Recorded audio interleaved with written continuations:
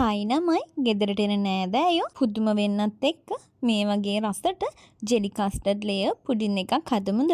එන්නකෝ අපි මේක හදමු. අපි මුලින්ම අපි ගන්න කස්ටඩ් පවුඩර් ටික භාජනයකට දාලා ඒක දිය කරගන්න ඕනේ. ඔයාලට මෙතනදී කස්ටඩ් ප්‍රමාණය අඩු වැඩි කරගන්න පුළුවන්. මම නම් මුළු පැකට් එකම ගත්තා.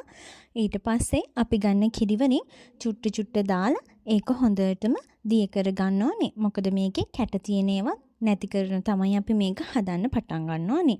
මේක මෙහෙම හොඳටම කලවම් කරද්දී ඒකේ තියෙන කැට ගැතිය නැති වෙනවා. ඊට පස්සේ ඒක පැත්තකින් තියන අපි මේ පුඩින් එක හදන්න ගන්න භාජනේ බටර් චුට්ටක් ගා ගන්න ඕනේ. එතකොට මේ පුඩින් එක ලේසියෙන්ම ගලව ගන්න පුළුවන්.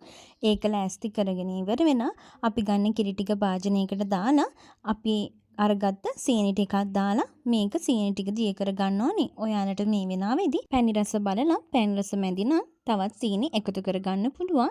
මම ඒ අතරේ මේකට වැනිලා චුට්ටකුත් දාගන්නවා. වැනිලා ටිකක් එකතු වුණොත් මේක තවත් රස වෙනවා. වැනිලා නැහැ කියන ප්‍රශ්නයක් නැහැ. ඔයාලට පුළුවන් මේක හදාගන්න.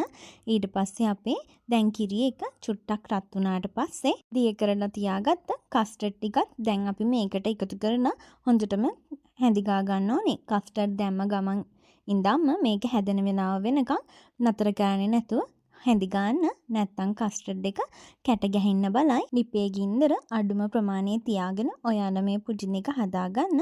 ගින්දර කොයිම වෙලාවකවත් වැඩි කරගන්න එපා. ඔයාලගේ හැන්දට දැනෙනවා කස්ටර්ඩ් එක හයි වේගෙන එන ප්‍රමාණය. අන්න එතකොට තව චුට්ටක් වෙනවා මේක මෙහෙමම කරු ගාලා ලිප ඕෆ් කරගන්න ඕනේ. මේ බලන්නකො තාම මගේ කස්ටර්ඩ් එක හරියටම සෙට් උනේ නැහැ.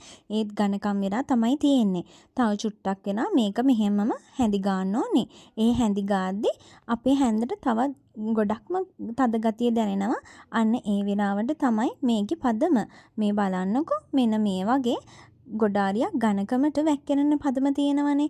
අන්න ඒ වෙලාවට ලිප ඕෆ් කරන අපි අර බටර් ගාලා තියාගත්ත තැටියට මේ ටික දාගන්න ඕනේ. ඉක්මනටම දාගන්න නැත්තම් හයි වෙනවා. ඊට පස්සේ අපේ කස්ටර්ඩ් එක උඩ ලස්සනටම සමතලා කරගන්න ඕනේ. ඉක්මනට කරගන්න නැත්තම් හරියට ලස්සනට හදාගන්න බැරි වෙයි.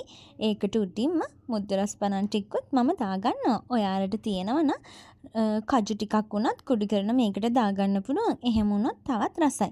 පැණි රසට ආස නැත්තම් ප්ලම්ස් දාගන්න නැතුව ඉන්න කජු චුට්ටක් දාගන්න. දැන් අපේ කස්ටර්ඩ් එක නිමෙනකම් පැත්තකින් තියලා ජෙලි ලේයර් එක හදාගන්න ඕනේ. මම මෙතනදී රස්නෙම්ම වතුර මිලිලීටර් 450ක් අරගෙන ඒකට ගත්තේ මම නම් ස්ට්‍රෝබෙරි ෆ්ලේවර් ජෙලි එක. ඔයාලට ඕන නම් වෙන ෆ්ලේවර් එකක් ගන්න.